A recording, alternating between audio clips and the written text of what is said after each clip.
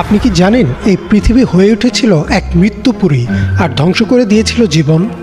তাও আবার একবার না, অন্তত 5 বার ঘটেছিল এমন বিশাল ঘটনা।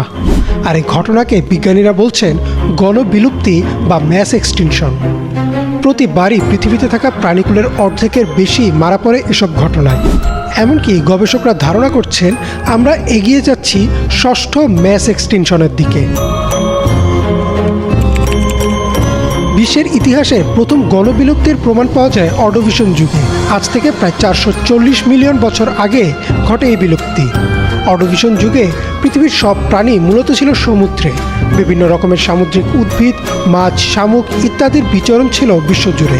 আওয়ার ওয়ার্ল্ড ইন ডেটা নামক সংস্থার এক প্রতিবেদন মতে সে সময় হঠাৎ করেই শুরু হয় বরফ যুগ বা আইস এজ। 2 মেরুর বরফের আকার ও আয়তন বৃদ্ধি পেতে থাকে দ্রুত আর কমতে থাকে সমুদ্রের উচ্চতা।